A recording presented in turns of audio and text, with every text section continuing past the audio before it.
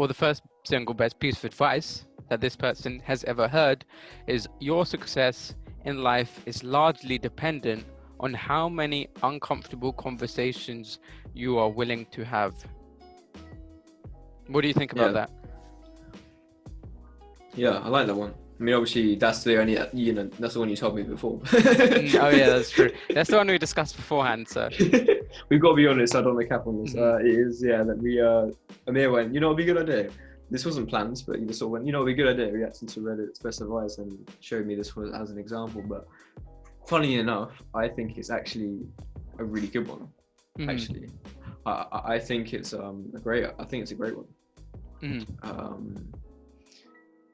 So the more uncomfortable conversations, I think maybe I would expand it to not conversations, but uncomfortable sort of, like, success in life is about being able to be uncomfortable, but like getting through that, or not being scared of uncomfortability, whether it's social, or just like, in your own mind, like fighting procrastination.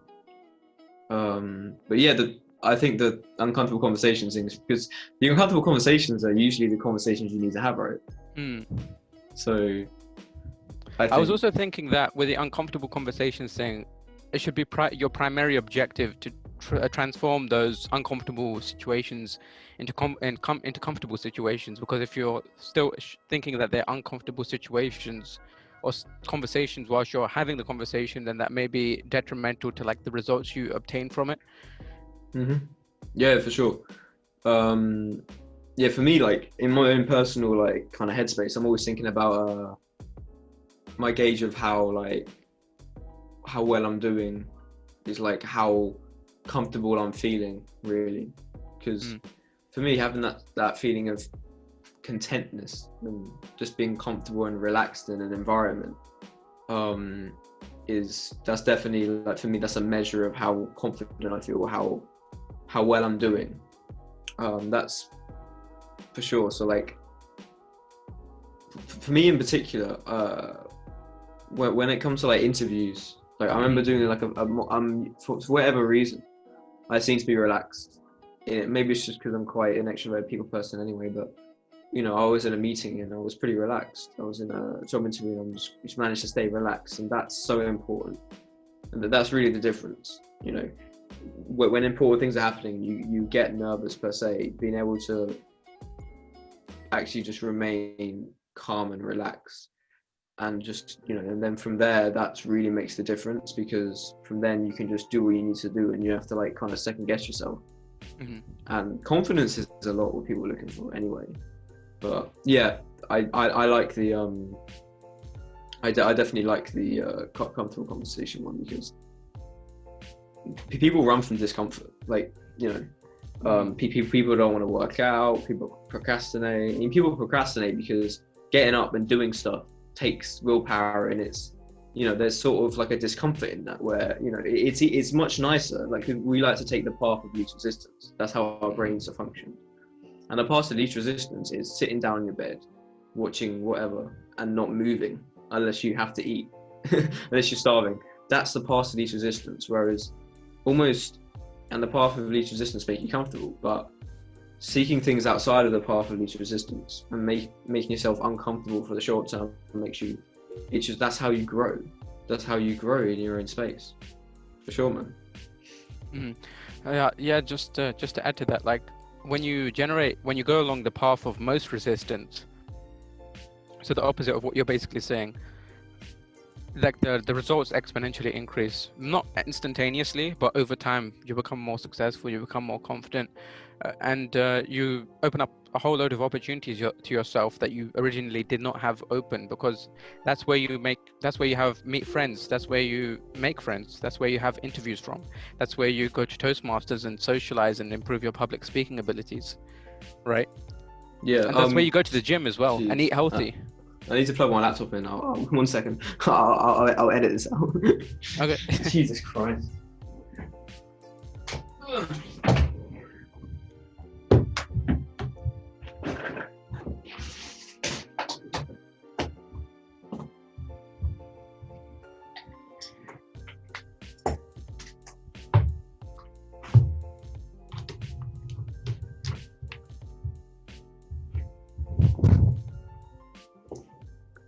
Yeah, this podcast seems to be full of full of outtakes. But do you finish your thought there, or? Um, just a bit to add.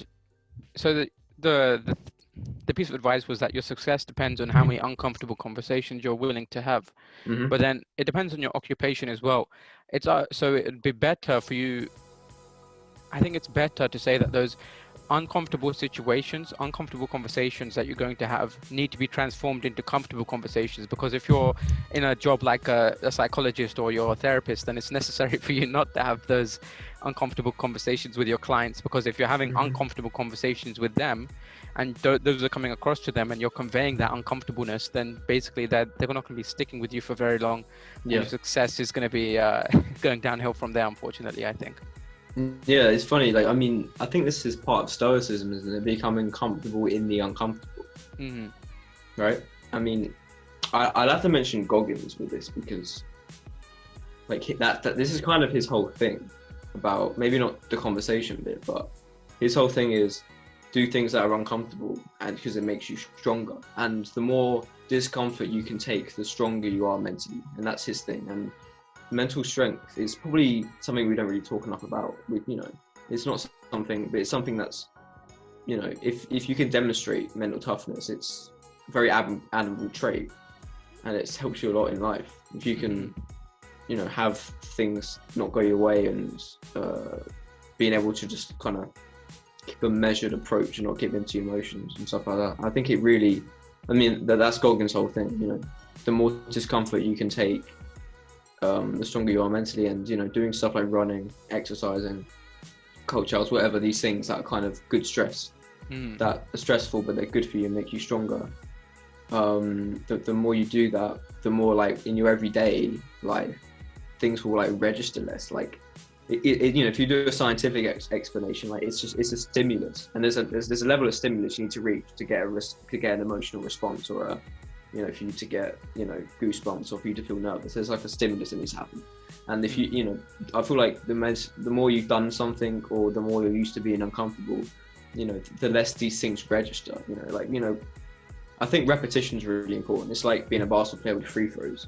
Like, if you're in a lecture of 500 people, as a good example, the first time you ask a question, you'd be pretty nervous, but the 20th time you do it, you probably won't be as nervous. So, being things that might seem really scary at first, if you do them a lot more, you just become very used to it, and your Hmm. brain just adapts because they Yeah, I think become comfortable. Sorry. Yeah, I think that's happening with all things, right? Because like I have a friend of mine who's a police officer, and he sees people die regularly, and that's a bad thing, of course. But he's become desensitized to it over time, and if we make ourselves, we take that rubric basically and that metric, and we apply them to our own lives, we can basically utilize repetition in order to become desensitized towards uncomfortable situations. And then when we become desensitized to uncomfortable situations, that can greatly impact our success and positively switch our lives around.